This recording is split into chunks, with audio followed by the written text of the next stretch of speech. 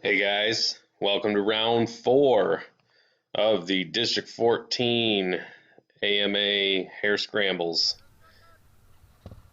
We got 10 seconds. This time we are at Valley Trail Riders in Bentley, Michigan.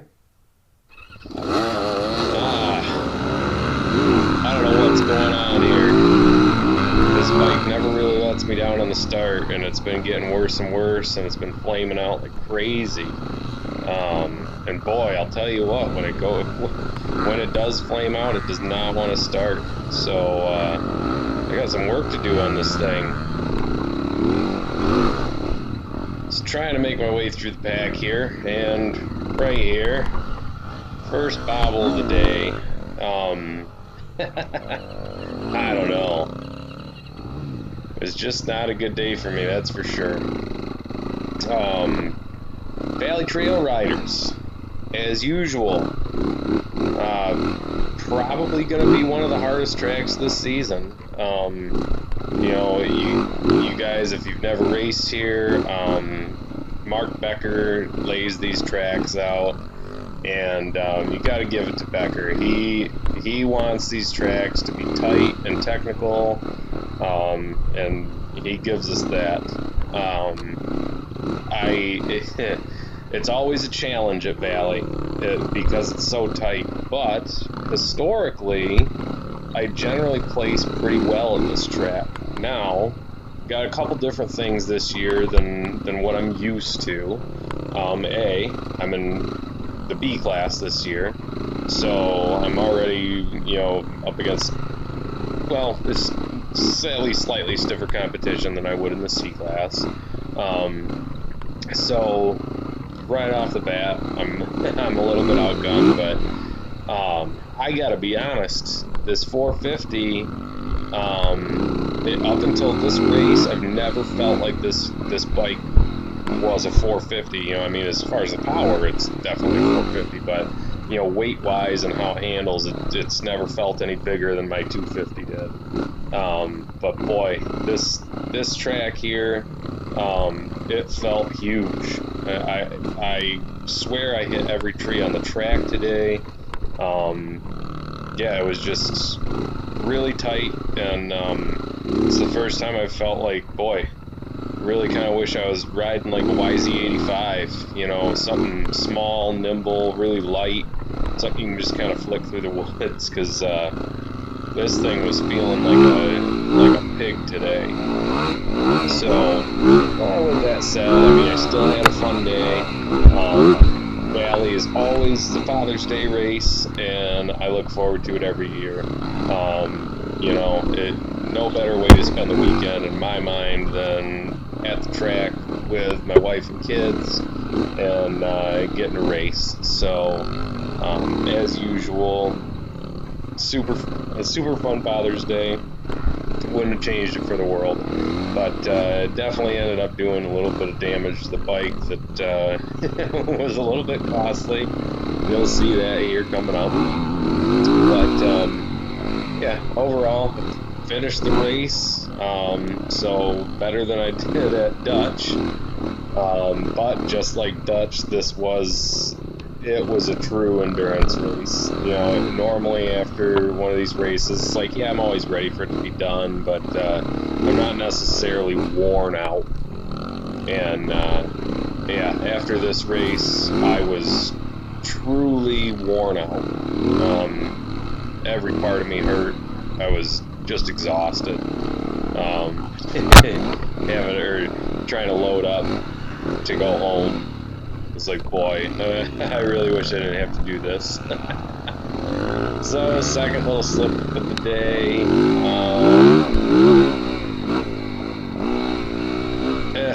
I'm not sure. I think that might have been the last pass to put me in last place. Surprisingly, this track had, I think Becker said there was, for sure he said it was at least 60% new trail. Might have been as high as 80% new trail. Happy Father's Day. It is the Father's Day race. Valley Trail Riders.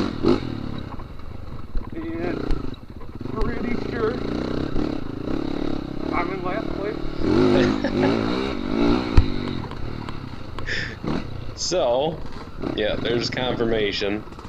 Pretty sure I'm in last place there, and yeah, I think I may have been ahead of one person the whole day, coming through timing and scoring. I was in 15th. I had to stop on the third lap, I think it was, to get, well, I didn't need fuel, but I had a blister on my hand that had torn all the way open, and so I had to stop to get some sort of a Band-Aid or something on my hand. Super loose sand everywhere. So I figured while I was there getting a Band-Aid on my hand, I might as well top off with gas. And when I took the gas cap off, I was like, well, guess I don't really need it. We weren't on the gas in this track hardly at all. I rode a lot of the track in third gear just to try and keep the bike under control in this tight stuff. Didn't really work. I may be messing around with the springs on the Recluse here, try and get it to slip a little more instead of engaging so hard. Yeah, and then again, I'm up in the air on doing that just because this track is very atypical compared to what we normally run. It's almost never as tight as it is at Valley. So I may not mess with the Recluse at all, but I definitely have some work to do. At one point here, the bike flames out and you can actually hear it backfiring through the intake, so I don't know what's going on, but it's at about the 60-hour mark, so I'm going to check the valves and everything on it. I know the valves won't be bad, but it's possible that there's enough wear that, you know, they're needing to have the shims changed or something. So, you know, it's not really typical on a Yamaha engine, but yeah, with the intake that they've got on these bikes, yeah, I know this bike has definitely swallowed some dirt. So, you know, it is what it is. It's routine maintenance. It's easy to do. I have the stuff to do it, so I need to just do it.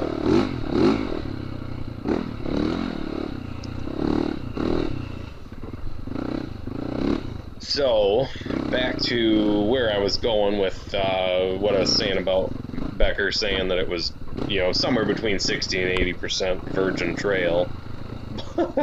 Man, this trail was rough for a nearly virgin trail. Yeah, this trail was not real smooth even from the word go. Like I said, as usual, I had a lot of fun here, but it was definitely a challenging track. And as tight as it is hard to stand, which, with being as rough as it is, was also just beat your whole body to death. It is what it is. I was a little bit alarmed with how many tree stumps there was all over the place. Roots you kind of expect, and to be perfectly honest, I didn't feel like the roots on the ground were that bad today. It was definitely more tree stumps that would get you. The other thing too that you don't normally notice here, Valley tends to get a fair amount of rain. You know, we've definitely had some pretty serious mudders here. I don't know that I've ever seen this track quite this dry, and brought out the sandiness of the track. So it's another track where I'm not necessarily loving my tire selection anymore. the longer the season goes on, without a lot of rain in the state of Michigan, the more I'm feeling like I really want to go towards more of a mud and sand specific front tire. You know, I'm sure that right about the time I do that is the time I'll regret doing that. But right now, you know, I'm strongly leaning towards finding a tire that's more geared specifically towards sand and mud, and I don't feel like that would really be a bad idea for most tracks, but you know, in the tracks where you find some rocks and stuff, you know, it could be somewhat of an issue. Or hard pack. It's my understanding anyway that hard pack tracks, sand and mud front tires really are pretty horrible. So it makes me a little bit leery, but you know, we'll play that one by ear, I guess. So yeah, this track I felt like I was being somewhat cautious, but at the same time, there were areas where I felt like I was kind of overriding. I don't know. It's a mixed bag for sure because you know you've got to push it in a race scenario, but at the same time you push it too hard and you make mistakes, and that's definitely what I was doing. I had this track or this steering stabilizer on the bike set up still for Dutch, where it wasn't really that tight. There were tight sections, but you know, for the most part, it was fairly open. Especially obviously the motocross track and stuff like that. I stiffened up my steering stabilizer for that. And one thing I definitely noticed just on this first lap here was I could not turn fast enough to get through these trees. It really slowed my bars down, and yeah, in the tight stuff, it's hard to get through here.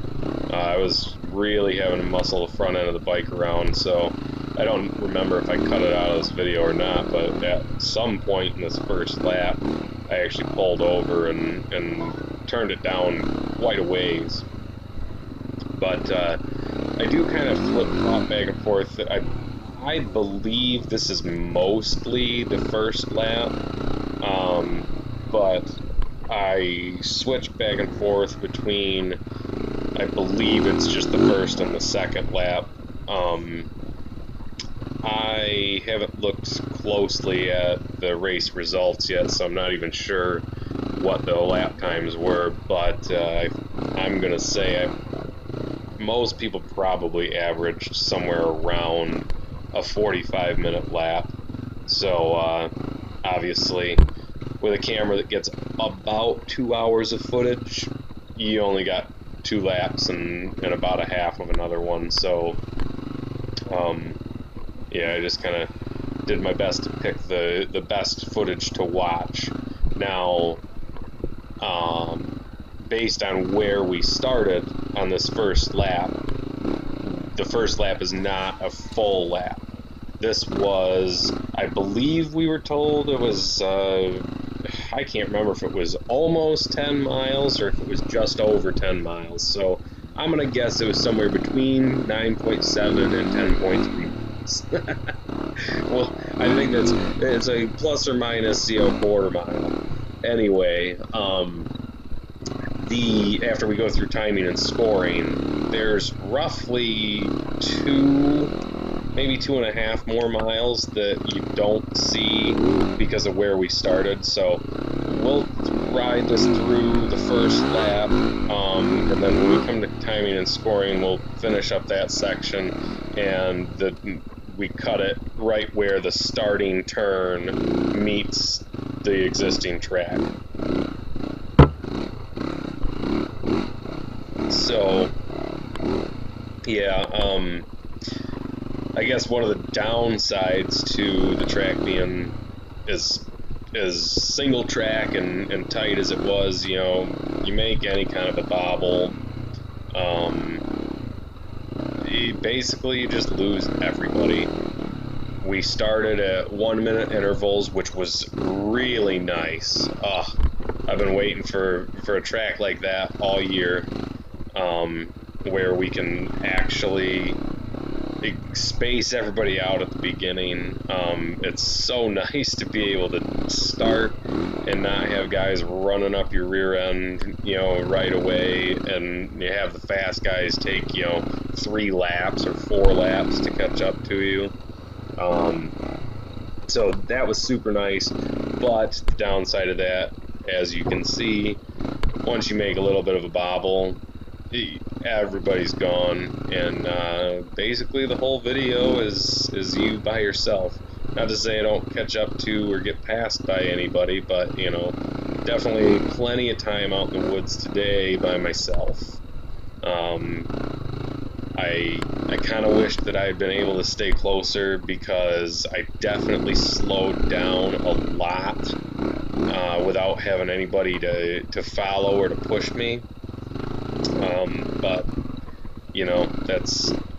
that's really part of the mental game of racing one of these long races. And when you're racing motocross or something like that, where you can see people on the track, it tends to keep you pumped up a little bit longer and make you push it a little harder. Out here, when all you can see is trees, it's really hard to keep going as fast as you can. Now at the same time, I am right now still going about as fast as I felt safe doing it. I've already smacked a couple trees with bars. Becker did say right at the beginning in his speech, I wish that I had gotten his speech on camera, because if you guys don't know Becker, he's an ex-Marine, and he is hilarious. Not that he's trying to be, but he's quite a character. Really, really fun to listen to him talk. And yeah, it's like the high school football coach that knows how to get his guys all riled up for the game. But he did mention, I really hope you guys have some sort of hand protection on your bikes, because you're gonna need it. And yeah, I mean, you always need it at this race, but yeah, I mean, I don't think I've ever used my bark busters so much. And you could see that tree that we just went past had already been hit several times, and it's only the first lap, and we're row 7. So yeah, by the end of the day, it was pretty bare.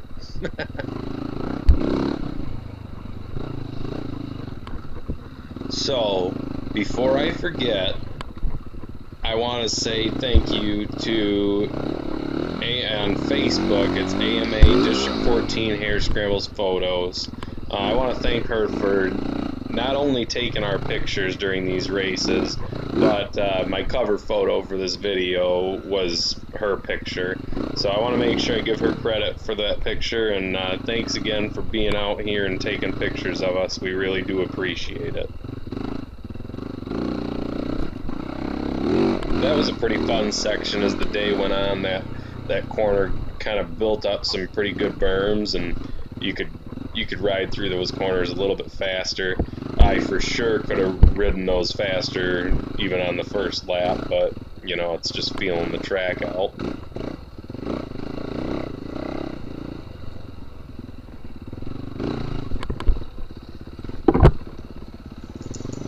Yet another slip and tree bump.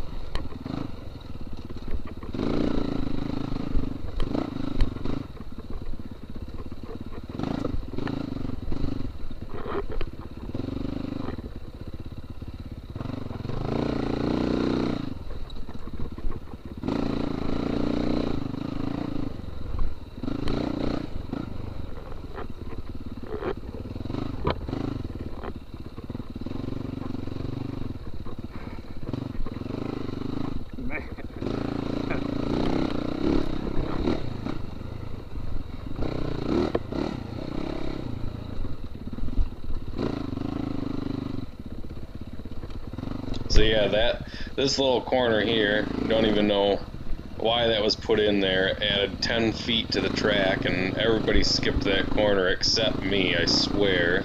And of course, the first time I went around it, I hit that down tree there and slipped up and lost, well, these guys aren't in my class, but still lost 2 positions on the track. I think that was Dave right there, so he got a way better start than me. If that was him, I don't even know. Went by so fast I wasn't even paying attention, but if that was him, not sure where I got around him, because he got a way better start than I did, unless he was sitting on the track somewhere and I just wasn't paying attention while I was talking.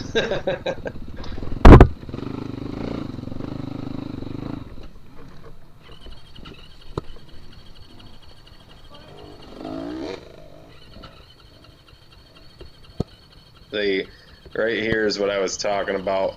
You can hear it popping through the intake. And it takes so long to get it refired. It's like, you know, granted, again, you know, those guys aren't in my class. They're probably row 8 guys. But I think I need to check my valve. yeah. Something. Something isn't right. Should probably just let myself narrate it while I'm riding.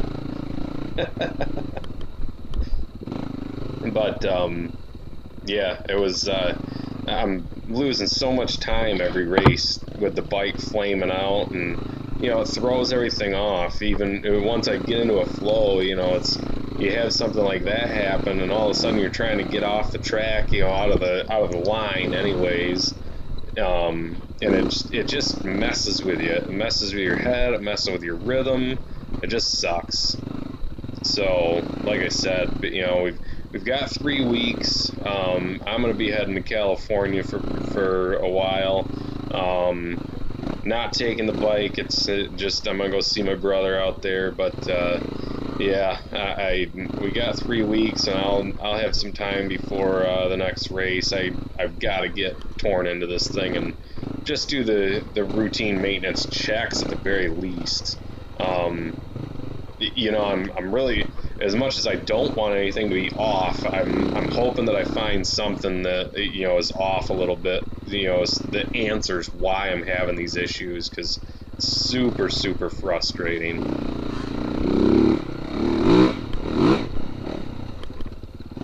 So it was kind of nice, you know, that a few people got around me, because if you notice, it got me back into a faster riding pace. I had just kind of fallen into a lull there where it was like, okay, do-de-do, you know, not really pushing it, not tiptoeing, but just not riding as hard as I could. And so now that I'm guessing this is the front runners of the row 8 guys, and now that they're ahead of me, it's like, okay, now I need to keep up with these guys. So that was kind of nice.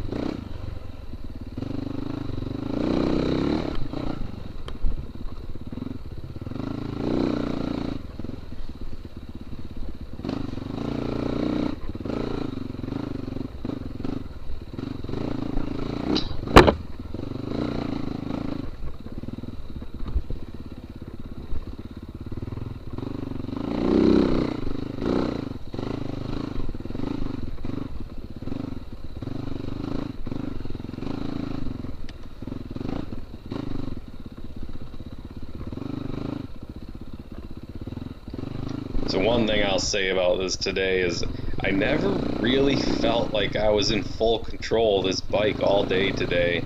And I don't know if something, oh, right there, look at that. The bike is up in that tree. And take a real close look at the base of this tree when I back away from the bike. I snapped that tree clean off at the base. And that's probably about a 3-inch diameter tree. I am so glad I had bark busters on this bike, and yeah, I ended up folding that radiator back. I almost ripped it right off the bike. Thank God I had the Enduro Engineering radiator braces on there because that helped a lot. But even with them on there, it pushed that radiator back about 3/4 of an inch. I still haven't had a chance to really inspect it to try and figure out how bad the damage is. I figure I can bend everything back. I finished the race, obviously. So I don't think it'll cost me any money. But if I wanted to replace the radiator and the guards and everything, I mean, yeah, it's pricey. And look how far separated my ram air intake is from my shroud. Like that's significant. So, yeah, I've got my decals and everything on that these plastics, and I think I'm gonna be switching out to my OEM plastics here before the next race, at least my shrouds.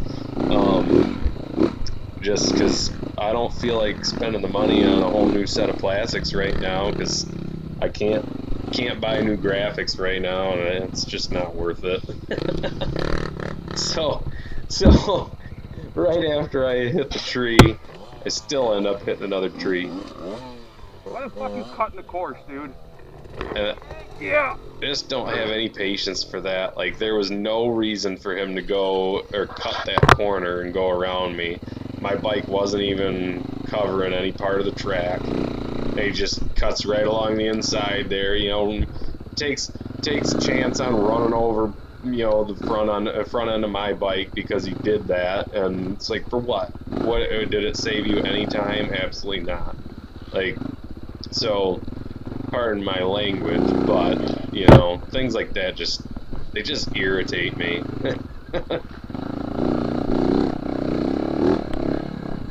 This section here is actually lap 3. And I said some funny stuff, so that's why I switched.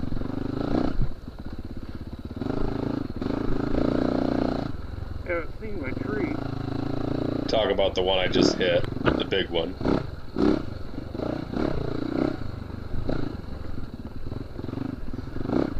I'm trying to find new ones.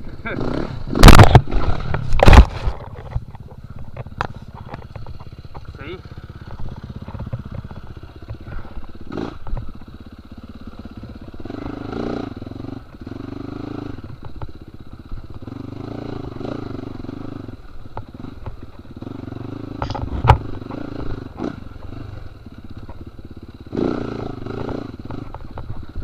Alright, dude. I'll get your shit together. My nuts are in my throat.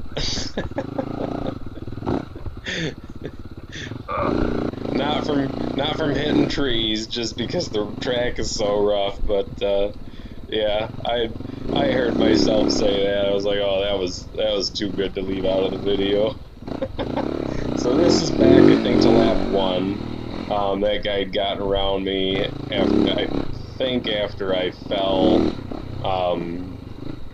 back when the guy cut that section of track, and he just let me back by.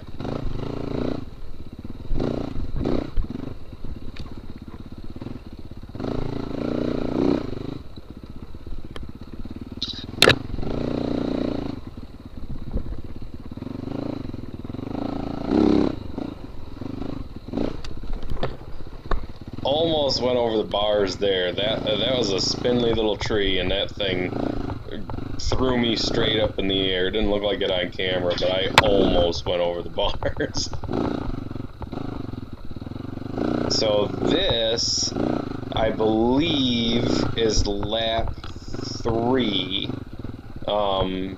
And I can't remember why I switched to it, but something about the footage was better than the other laps. I don't know, but it seemed like I had it. I might as well use it, right?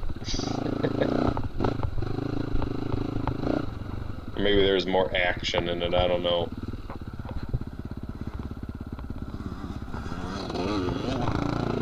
thought that was Chris Jagger going by when he went by, and then I saw the jersey, and so I was like, oh, that wasn't Chris, but he was on a green bike, so at the time I was like, yeah.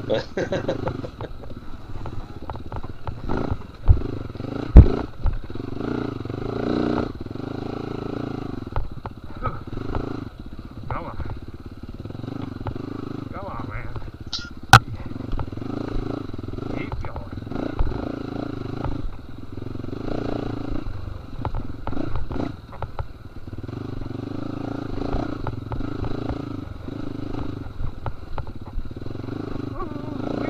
So I think actually what this was, I think this section is not lap 3 yet. I believe this was the right at the end of lap 2. We're going to be coming up to timing and scoring here in just a second. And this just leads into my little pit stop, and then the footage, the rest of the footage of lap 3 that I had before my camera died was pretty decent. So that was why I switched this.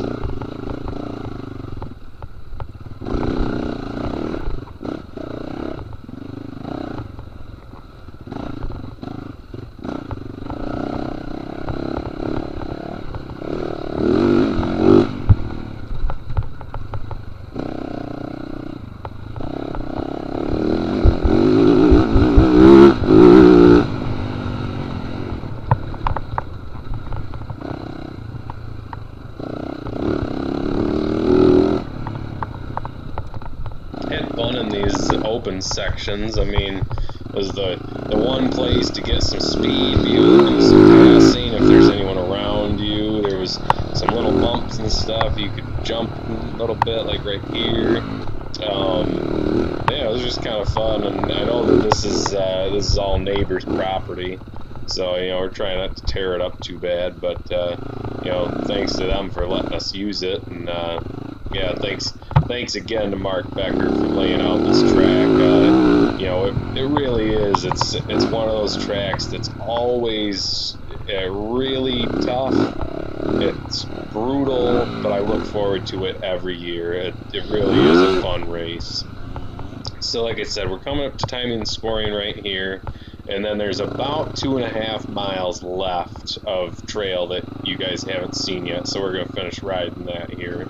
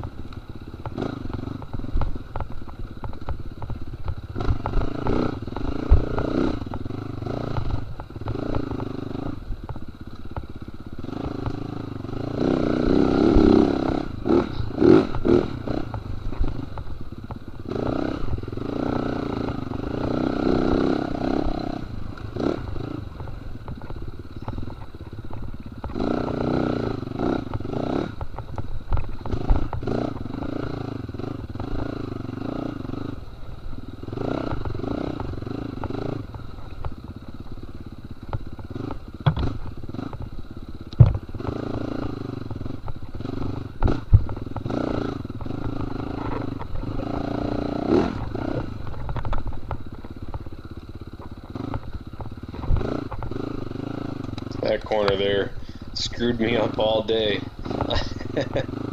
think I hit those trees 2 or 3 times going into that, and I wouldn't even call it a corner. It was like an angle.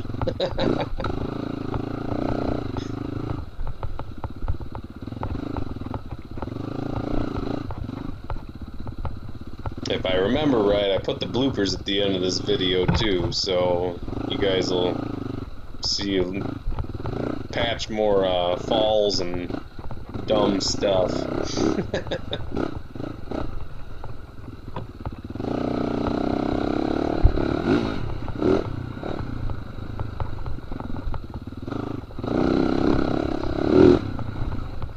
Yeah, if you guys are wondering, I definitely did finish last this race.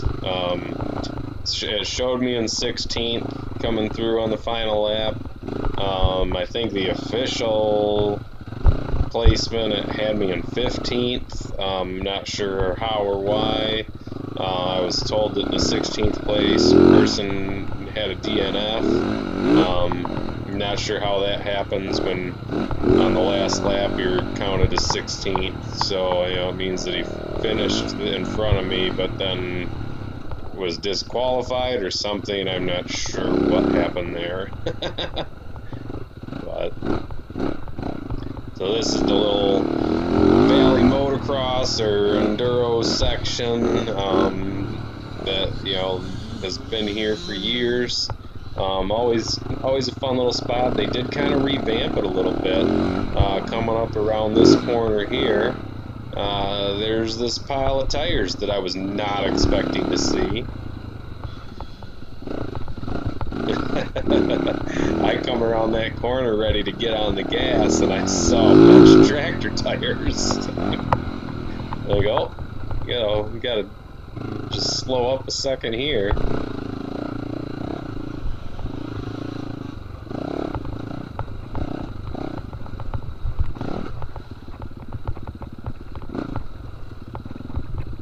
This section right here, oh man, that got really tore up by the end of the day. Once again, flaming out. Man, so frustrating.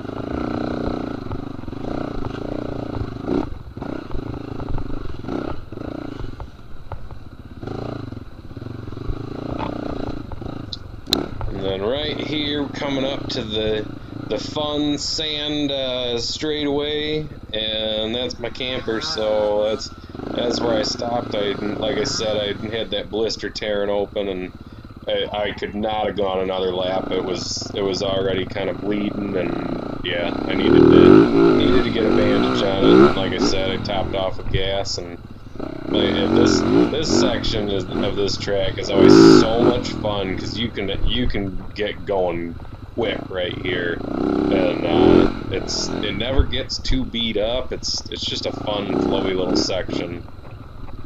And this is back across the street, back on the neighbor's property, and this is right by the starting line. Right to the right of us right now is the starting line. Got a little dusty in here. Couldn't really tell where the turn was at the end of this stretch, and yeah, I definitely got a little timid. Didn't want to go too fast into it and go right off the end into the trees or shrubs or whatever. Nice little hop there. Like I said, these field sections were actually really fun. Normally the open stuff is kind of boring, but it was just kind of nice to get out of the trees, I guess, for a minute. Get some open air.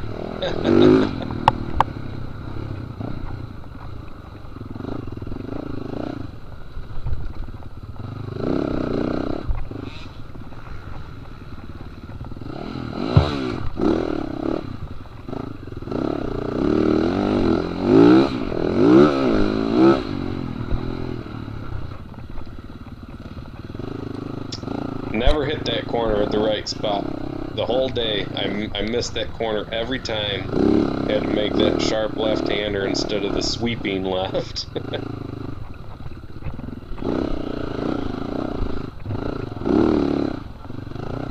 Guy must have thought I was a better rider than I am, because he kind of dove out of the way.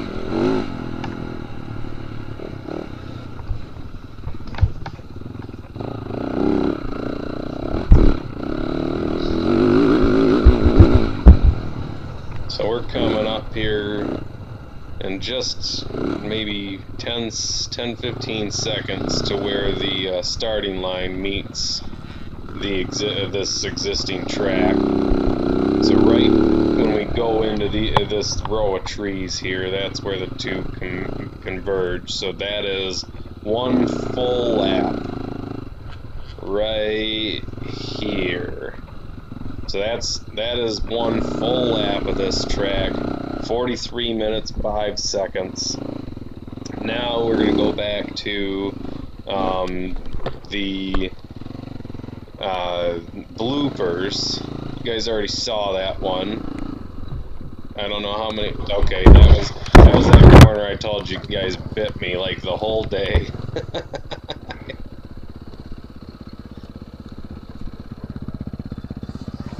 This guy, I don't know, it was like he got told to go to the right or something and then realized that that wasn't even close to where the track went. I was going to let him go past before I took off, but like, well, whatever.